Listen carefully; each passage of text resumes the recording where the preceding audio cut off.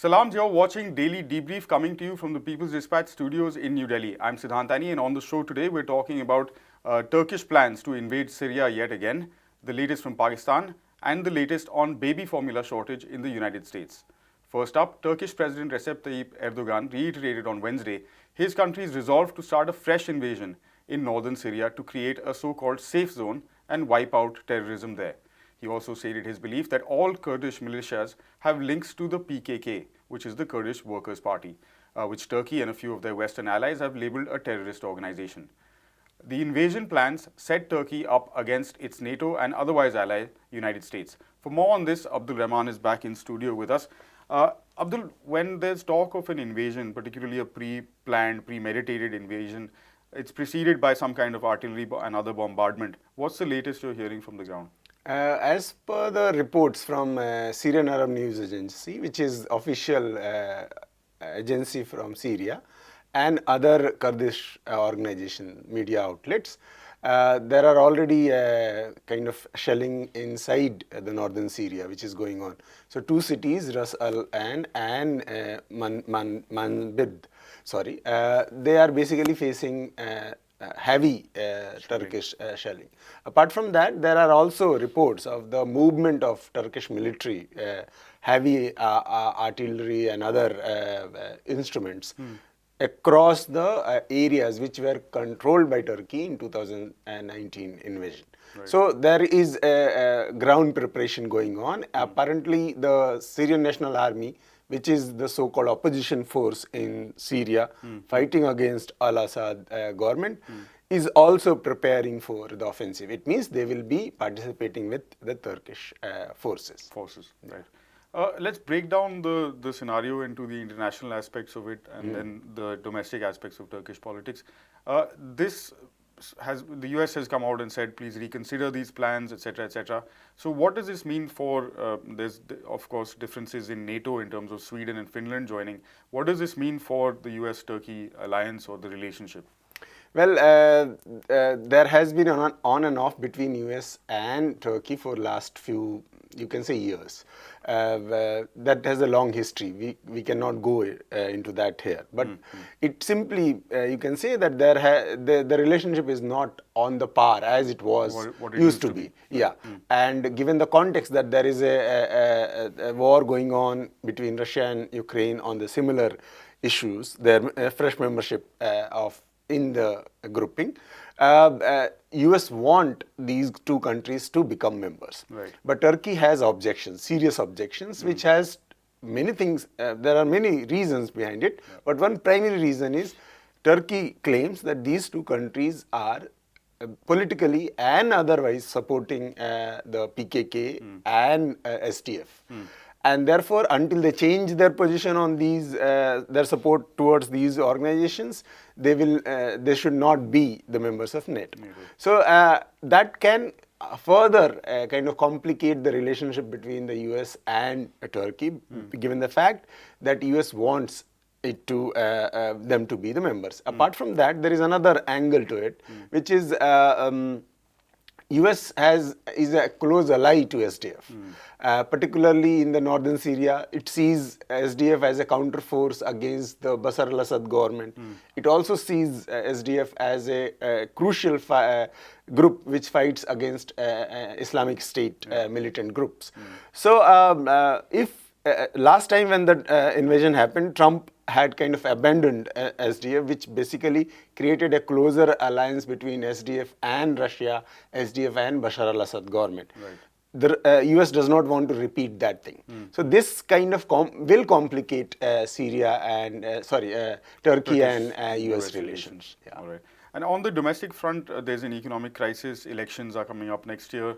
3 million Syrians are living as refugees in Turkey at the moment. How does all of this factor into these invasion plans? Apart from the fact that there are refugee issue, which we can talk about later, but apart from that, there is another angle to it. Erdogan is ruling for quite a long time now, and PKK issue has not been resolved, and that is an electoral issue itself. So Erdogan wants to show that it is quite basically quite strong when it comes to terrorism, and so that is one part of it. The other part of this invasion is related to the Syrian refugees, which you are talking about. There are more than 3 million Syrian refugees inside Turkey, and those refugees were, you can say, by and large, a result of the kind of policies which Erdogan has towards the refugees. Right. Apart from the war and displacement, Erdogan also has basically welcomed a large number of them. And opposition blames these refugees, particularly the right-wing opposition, which AKP is part of it, for the economic issues which Turkey is facing at this moment. There is high unemployment, inflation rate is 40% and above, and economy is in a bad shape. So some of the right-wing groups have blamed the refugees for it. Typical xenophobic kind Exactly, of exactly. So, and therefore Erdogan, because he is going to face an election next year, and it is a crucial election, he does not want to lose. So he wants to kind of dilute the issue while forcing a part of the refugees to move to Syria, to this so-called safe zone. There are Turkish military is already building some structures there where these refugees can be relocated, which is of course a violation of international law, which is a violation of all the human rights and etc. But of course, when it comes to elections, particularly the authoritarian regimes like Erdogan do not care about all those things. All right. Thanks very much. We'll keep an eye on those developments. Thanks, Abdul. Moving on to Pakistan, the first Prime Minister of that country to be removed from office in a no-confidence motion, former cricket captain Imran Khan, has come out with an unusual attack on the military establishment. Imran's rapid ascent to the government's highest office was, of course, with the backing of the military, for long, which a major player in Pakistani politics.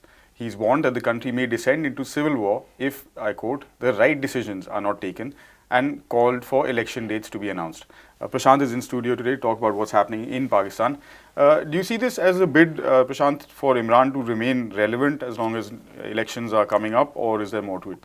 So, Siddhant, what happens is basically once Imran Khan is overthrown in the no confidence motion in April, which took place, and there was this whole unprecedented opposition unity. All the major opposition parties gathered together to push him out. The fact that the military was backing the opposition parties is very clear. Whether there's been speculation of whether the US has been involved. In fact, Imran Khan has specifically made that a plank of his campaign, that the US was involved in overthrowing him because he has become closer to Russia and China, etc., etc. Now, whether there's truth in this speculation or not, the fact remains that for Imran Khan right now, this is a very key political moment because on the one hand, like we said, he's kind of isolated, but on the other hand, he has his opportunity to take on this mantle of this anti-system campaigner, who's sort of working against, who the odds are stacked against him, etc., etc.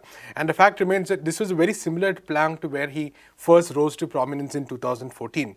This is much before he came to power, where he was seen as this kind of outsider. He has this background of being a famous cricket captain, very popular in Pakistan, and he was seen as somebody who could solve the country's problems. But one important thing to note is during those years before he came to power, it was very clear that the military establishment was backing him. This time that's different, and this time the people also know that. So Imran Khan is really sort of trying to upend the complete political system here to some extent by kind of taking this stance. And it is also true that he has also been able to mobilize considerable sections of the population. He has a very strong fan base, for lack of a better word. The social media game, for instance, is quite intense. There's been a lot of aggressive social media campaigning, also violent toxic social media campaigning on his behalf. So there is clearly a very, a strong support base for him. And the real question is how much of that he'll be able to mobilize. And I think he also recognizes to some extent that the longer it takes for elections to be called, the less maybe there is a chance, for him to keep mobilizing. That it's easier, it's as it is closer. So for him, one of the more important things might be to get an election called as quickly as possible, because I believe the elections are quite some time ahead, probably end of next year or something. So if what he would want to do is to call it as quickly as possible, so that he's able to maximize the sympathy vote as well, exactly, and sort of try to gain that momentum based on this impression of being an anti-system crusader.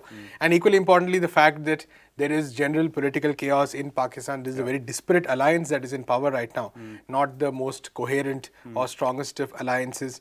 And there is a general policy say uncertainty and almost to some extent paralysis that comes out of the very, very bad economic situation in the country right now. So there is very little maneuvering room for the government. There are issues with the Tehreek-e-Taliban-e-Pakistan, which has been emboldened, that is, which is associated with the Taliban in Afghanistan. Right. They've been emboldened by the victory of the Afghan Taliban. They're presenting their own demands, including recognition, including release of prisoners. So all this together puts the government in a very bad shape, and Imran Khan knows that this is a good opportunity for him. So focusing a little bit, Prashant, on the economic scenario, because Shahbaz Sharif has taken over as PM but has been able to do very little to change the scenario. And the IMF now tightening screws with a debt crisis looming. Is this kind of punishment for Pakistan trying to have independent relations actually with China and Russia? Or is it just how the IMF operates? I would probably say the first possibility can't be dismissed, but the second possibility is definitely very much true, that this is exactly how the IMF functions. So we need to consider a lot of things here. The fact that the IMF, the Pakistan and IMF were negotiating the continuation of the bailout package, which began during the Imran Khan government. Now, Pakistan has to receive around, I believe, $3 billion US dollars, and the IMF had conditioned this on very strict series of measures that the government had to take, which basically meant that the government could not provide any relief to the people who were suffering from inflation. Now, the Imran Khan government did try to provide some relief towards the end of it, because he wanted to sort of, keep his popularity and gain some support. But this government has been forced to withdraw that, because the IMF has just dug its heels and said that as long as, it has been forced to increase fuel prices, a very steep hike, about 20 to 25% in petrol and diesel prices, which is incredible. And it is also probably going to withdraw electricity subsidies that were announced during the Imran Khan government. And these are things that the IMF has made it a matter of principle and refused to take negotiations further until these issues have been resolved. So on the 27th of May, there was an increase in these prices, and immediately after that, it looks like the talks were back on track. So that itself shows, the morbidity of these policies, for lack of better word. There's no real way to explain it, because at a time when people are struggling, in fact, inflation is now at some 13%, if I'm not mistaken. Food inflation has increased much more, by around 17%. Transport costs have increased by over 30%. And despite all this, at this point of time, the IMF has just said that you need to reduce subsidies, and the government has given in an increase the fuel prices, which is really going to have a big impact, because that might also spur more people to join Imran Khan government. In fact, Taimur Rahman of the Mazdoor Kisan Party was pointing out that this government was actually initially reluctant to give those increases. They wanted an interim government to be formed, so that they could take the blame for this. But their allies were not in favor of that, so this government has been forced to do it, and this will definitely be a blow as far as this government is concerned. But nonetheless, the IMF deal is still not finalized, and Pakistan has in fact asked for an extension of, I believe, $2 billion more to that deal, because its debts are quite high. It's managed to avoid a default for now, but there is definitely no easy ending in sight as far as Pakistan is concerned, because even if they get all the money they're asking for, the crisis is still very much there. I believe there is about $6 billion that it has to pay in the next 2 to 3 years. So that's a huge amount, and right now the government really has no solution at all. And with the global food crisis, for instance, these are issues which really make resolving this very, very difficult. So very tough position for Imran Khan, and like many other countries in the region across the world, because of the decades of economic policies, what has really happened is governments have almost no room to maneuver at all. Absolutely. Thanks for that update, Prashant. And finally, in the United States, President Joe Biden claimed that he was not warned of the prospect of massive shortages of baby formula in the country ahead of the shutdown of a major plant in Michigan. He acknowledged the strain on families, particularly the most vulnerable sections that depend on this formula for infant nutrition. He also held a meeting with top executives from 6 manufacturers to, I presume here, come up with a plan. The plan is being called Operation Fly Formula and involves the US Defense Production Act as well as military contracted aircraft. Anna Vrachar joins us now with a public health perspective on this crisis, one that perhaps the US's Surgeon General Vivek Murthy had a chance to discuss with the President. Anna, thanks again for taking out the time to come and chat with us on Daily Debrief. What's going on in the US? So, the US has been facing an acute infant formula since February this year. and more specifically, since they shut down an Abbott factory because over health concerns, basically. So the FDA had found some bacteria in the factory, and they had forced Abbott to close it because several babies were reported to be falling ill because of using Abbott's formula. And so today, the US is not actually able to put as much formula on the shelves of the stores, of the pharmacy, as much as they needed. So what's interesting in all this is, of course, that only a couple of weeks ago, we were here to talk about a WHO report, which came out on aggressive marketing issues, which concern exactly this, so breast milk substitutes. And what is happening in the US is indicative of what this kind of reliance on formula, on industry, on breast milk substitutes industry can cause in the everyday life of people. Basically, Abbott itself holds over half of the market of infant formula in the US. So it's an enormous share of the market. And of course, you know, it could have been expected that if something like this happens, then it would, of course, you know, impact people's access to formula. But on the other hand, in the US, we haven't seen as much focus on alternatives to formula as we could have expected or wanted. For example, there was recently Joe Biden held a meeting with several representatives of the industry, where they talked about the shortage. They talked about the US government's approach to how to solve this crisis. And there was a lot of talk, you know, how to boost production and how to make sure that enough formula was imported on an emergency basis from other countries. But there was little talk about what else can be done. And that's one of the worrying things, because we do know that alternatives do exist. So, for example, if for people who are not able to breastfeed for any reason, there could be a bigger focus put on human milk banking, which is an alternative to industry. It can be non-commercial, it can be safe. So basically, it can provide safe food for babies without giving so much importance to the industry, which has been very harmful to health all over the world. And yes, and basically, instead of doing this, we have seen Biden meeting with a lot of the company presidents, and they're talking about how the government's, I think they call it the Operation Fly formula, and so how important this is for getting enough formula on the shelves for American families, as they very often were repeated in this discussion. Another thing which I think should be mentioned is that, you know, this is a problem that the industry itself had anticipated as soon as they knew. Oh, yes. Right. Sorry. Yeah. So basically, once Abbott announced that it was closing down its Michigan factory, industry knew that this was going to happen. But on the other hand, we're hearing from the US government that they were not aware of that. So it is also, you know, giving so much space to industry so they can anticipate what is going on, and instead not being on top of things when health of the people is concerned, is something to be concerned about.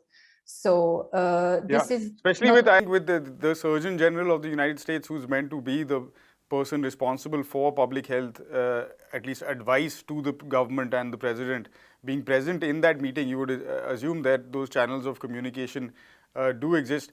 I want to ask a follow-up question to, you know, also related to the report that you were mentioning earlier, Anna, this aggressive marketing targeted towards both pregnant women as well as lactating mothers, talking about breast milk substitutes.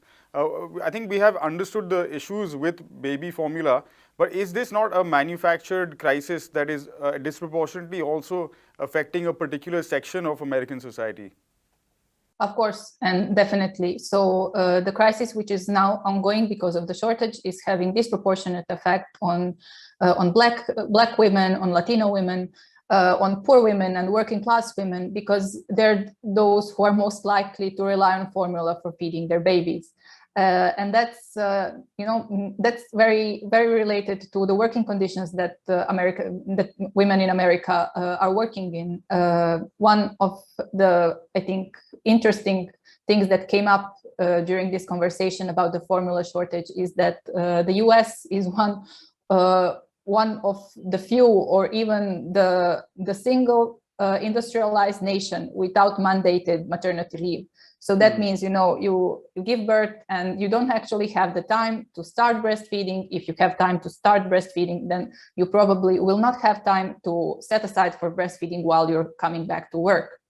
And that's something that's easier to juggle if you're middle class or upper class. But if you're working class and your job does not give you any flexibility to accommodate breastfeeding in your day, then you do have to rely on formula. There's very little you can do about that. And so once working class women are faced with formula shortage, it has a different impact on their lives. So working class women do not have access to so many resources, so they can set up 5 hours during the day to go around and look for formula in different places.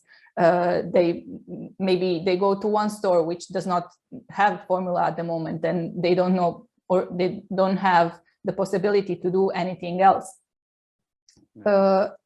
And so basically what we're seeing is that this disproportionate effect on working class communities, which of course in history they have also been the groups who have been less advised about breastfeeding than the others. So we have seen that, in Black communities, for example, the hospitals are less likely to talk about the benefits of breastfeeding, of offering women support to start and continue breastfeeding.